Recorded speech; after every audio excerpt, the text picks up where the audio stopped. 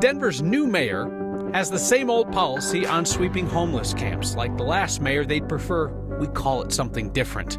Advocates hoping for a new approach are not impressed. It's going to take some time before I really feel like there's any optimism that what he's saying is actually going to happen. We've been lied to for a very, very long time. As Denver's school board discusses the firing of a whistleblower, supposedly for violating privacy rules, they handed out his home address to the public, then scrambled to take it back. Abortion law is now a state issue, which is why Colorado is challenging Idaho's. Idaho's law is a direct threat to Colorado's commitment to provide safe and legal access to abortion care. And the tiny clinic that operates in the shadow of some of Colorado's best-known hospitals, the care there is free. That's tonight on Next. Denver Mayor Mike Johnston's goal to handle homelessness differently is running into reality. The Johnston administration is preparing for its first homeless sweep, and they're offering up the euphemism that they would prefer that we use instead of calling a sweep.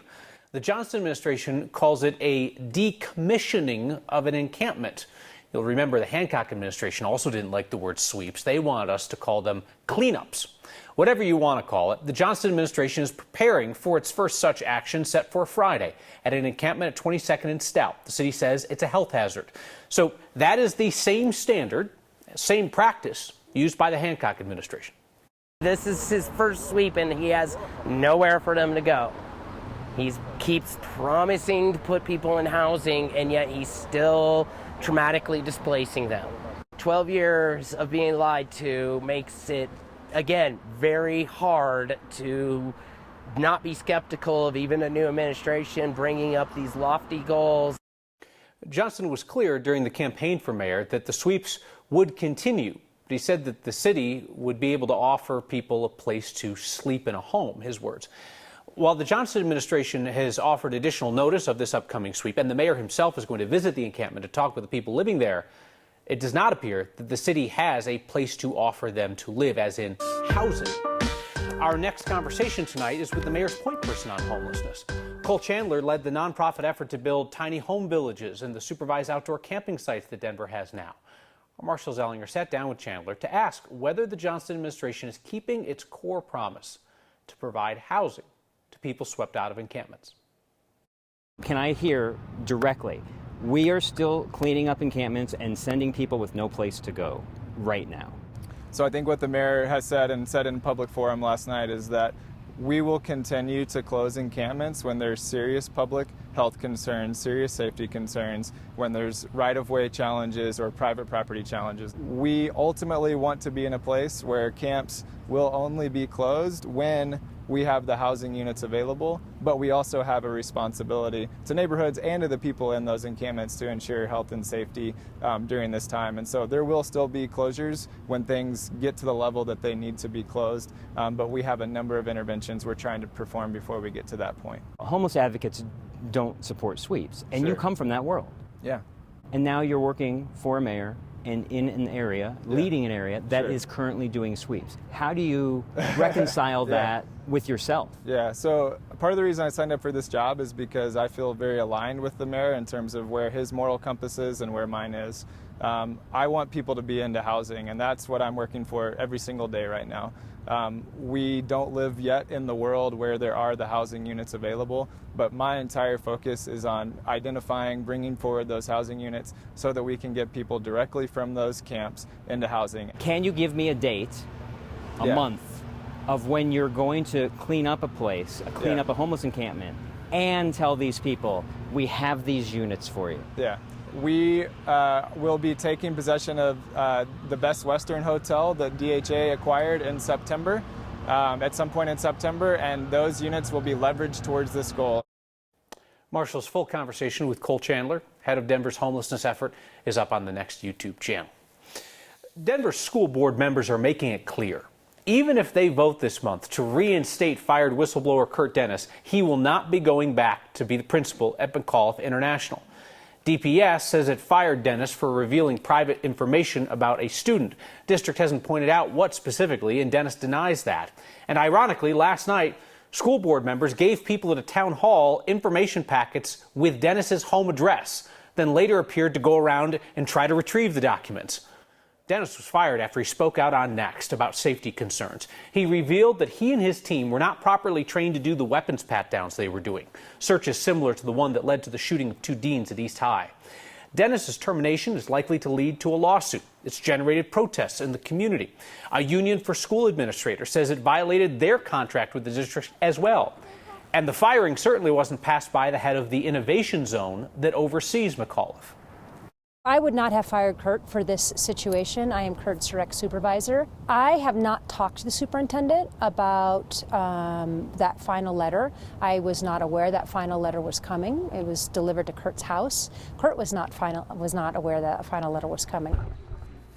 At a community meeting organized by some school board members last night, we watched them pass out copies of Dennis's termination letter, which includes his unredacted home address. We later saw School Board Vice President Ayante Anderson going around the room trying to take papers back from people. Anderson and the other school board members that put together last night's event did not respond to our questions about what happened. Red state leaders are going beyond trying to ban abortions in their own states. They're trying to stop some abortions in other states, like Colorado, which is now attracting abortion patients from conservative states across the West.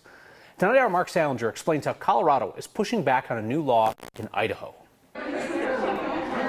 A Colorado law signed earlier this year protects anyone seeking out an abortion, even someone who traveled here from out of state.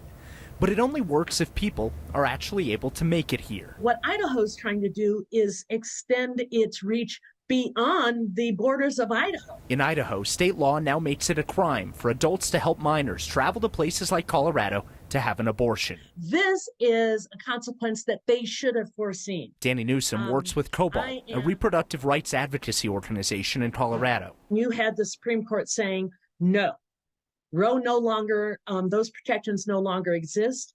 And the decision about the legality of abortion, access to abortion, is up to each individual state. The new Idaho law is now being challenged in federal court, with Colorado Democratic Attorney General Phil Weiser asking the judge to consider a person's right to travel as the reason it's unconstitutional. The idea that states will try to restrict an interstate right to travel to harm individuals goes against the very nature of our constitutional regime. Weiser looks to marijuana as an example. While weed is legal here, it's illegal in places like Nebraska, for example. Yet people from Nebraska can travel here and get high if they so choose. The new Idaho law prevents people from even traveling to Colorado to take advantage of a service that's legal here but illegal elsewhere. Idaho's law is a direct threat to Colorado's commitment to provide safe and legal access to abortion care. More people are coming to Colorado to have abortions. States like Idaho want to stop that. Colorado's law does not trump, in let's say this case, Idaho's, but Idaho's does not supersede Colorado's. The challenge to this state law is not about whether or not Idaho is allowed to outlaw abortion. The Hobbs decision made clear that they are on a state level. What's being discussed here is whether they can limit interstate travel. If pretty much anyone wants to go out of state for whatever reason, they're allowed to do that. It's just with abortion now that they might not be able to. So anecdotally, we thought Colorado would see out-of-state abortion patients. It's been long enough now that we actually have some hard numbers. From 2022, we saw Colorado saw about 14,000 abortions last year. That's the most since 1985. And we know that about 30% of those, nearly 30% of those, were from people coming out of state into Colorado to have an abortion. That's a pretty significant number. All right, Mark, thank you very much. The CU Anschutz Medical Campus is home to all kinds of world-class health care. And inside one small office that's kind of tucked into a corner of the campus, that medical care is free to the people who need it. This week's Word of Thanks microgiving campaign supports the Dawn Clinic in Aurora. The Dawn Clinic is run by student and community volunteers with help from the medical specialists from the Anschutz campus who volunteer their expertise in all areas of medicine. So that means that Dawn Clinic is able to offer more than primary care. It has wraparound specialty clinics for patients who need extra care in the areas of cardiology or nephrology, ophthalmology, diabetes care. All of it provided at no cost to the medically underserved neighbors in that community. Sometimes, they say, it is as simple yet as life-changing as getting a good occupational therapy diagnosis about an injury, then getting that occupational therapy, maybe even the supplies or equipment that somebody needs to get back to work and life. Scan the QR code on your screen or text the word thanks to 303-871-1491 to get the link to donate to the Dawn Clinic. Your microgiving has proven that $5 donations add up quickly, so I'll match the first 50 donations of $5 to get us started. The Dawn Clinic, certainly not the best known medical provider on the Anschutz campus, but certainly one of the most impactful.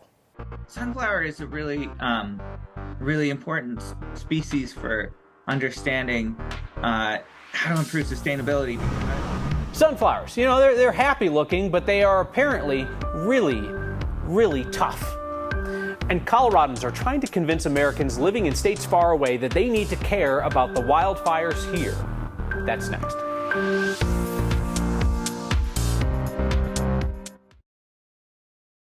The Lowline fire continues to burn after a couple of days of rain in Gunnison County, though firefighters are getting some more containment on it. They have lines holding around 38% of the land burned, which is just under 1,700 acres near Crested Butte. There are some warmer, drier, windier days ahead, so firefighters expect the Lowline fire to pick up and become more active again.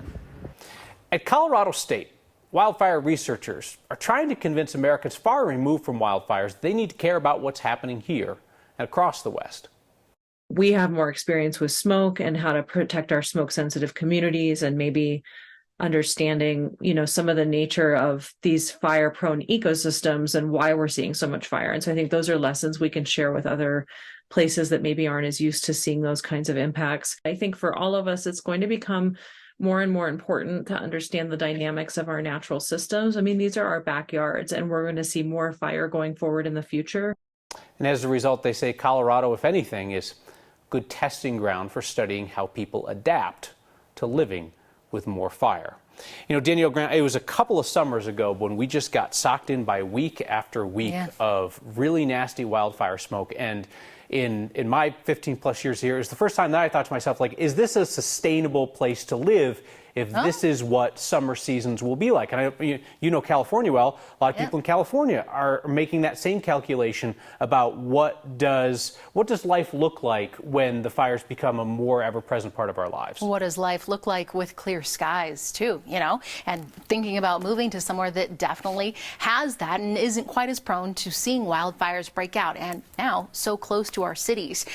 Kind of has been an interesting past couple of months with just how wet it has been here around the Denver metro area, across the Front Range and the Eastern Plains, where we really haven't been talking a lot about wildfires. A bit of a good thing, right? As we look outside, we've been looking at plenty of blue skies, a nice change of pace. Yes, the thunderstorms are out there, but we really haven't seen much here around Denver up to Boulder. I mean, not even a cloud out there. The storms are in place. In fact, more than 300 lightning strikes, certainly significantly less than the past couple of days. Storms still brewing across portions of the high country areas, the far northeastern plains still looking at some stronger cells, but here around the urban corridor, we just have nothing. And you know what? That's nice to have a brief break from all this wild weather we endured the past few days. As we look at the futurecast, I'm pretty sure that storms are going to be done with us here in the Denver area, everything marching off to the east. By about 10 o'clock tonight, still a few showers scattered off to the northwestern corner of Colorado. Otherwise, tomorrow morning should be a nice start to the day. Storms will be a bit more widespread for us tomorrow afternoon and a bit more severe, so keep that in mind. Timing is going to be early here in the Denver area, and then across the eastern plains by about 5 o'clock, these storms just blowing up. Huge hail, as well as the possibility of flash flooding, and we can't rule out potentially dealing with tornadoes tomorrow afternoon too. So the Climate Prediction Center has put out an enhanced risk for the extreme eastern side of Colorado. Slight risk, everyone in yellow, and then the Denver metro area looking at a marginal threat for us tomorrow. Again, storms brewing by about 2 o'clock. Daytime highs returning to the mid to upper 80s for us, but again, once those storms roll through, they will quickly cool us off. Right now, it does look a little drier, a little warmer on Friday and Saturday before cold front arrives, dropping us back into the mid 70s by the tail end of the weekend. One of the key aims for these projects is to develop crops that are better adapted to Colorado agriculture. Meet the star of that show, the sunflower. Who knew? That's next.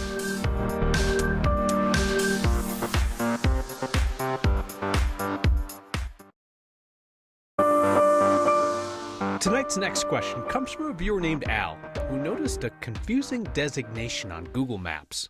Hey, next. Looking at Google Maps, it has I-70 labeled as Heartland Expressway. I've never heard that before, and I've been here 40 plus years. What gives? Nice specs, Al. I'll be honest, I had never heard of this either, Heartland Expressway.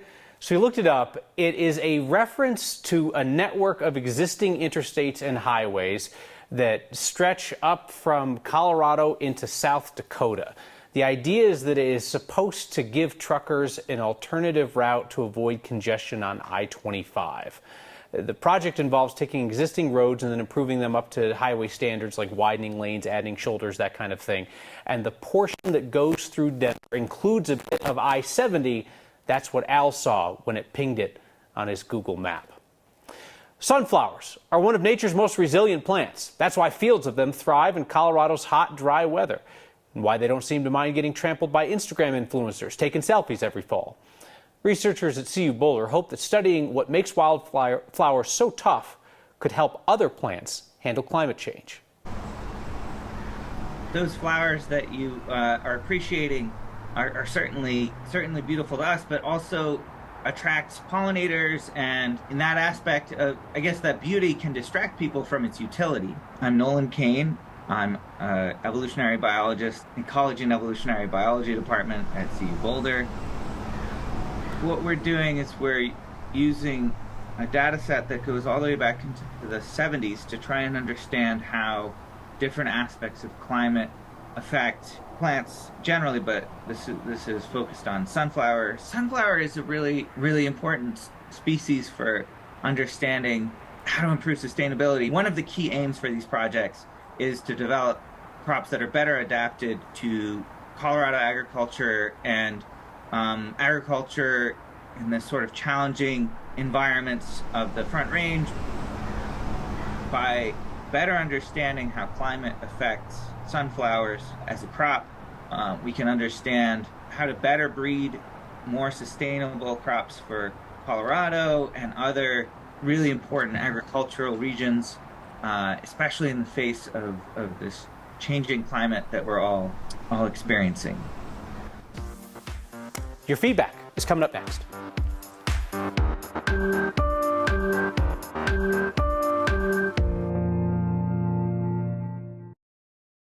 A small, little-known clinic tucked amid the hospitals and medical centers of the CU Anschutz campus is the Dawn Clinic. It's providing free medical care to people who live in that area.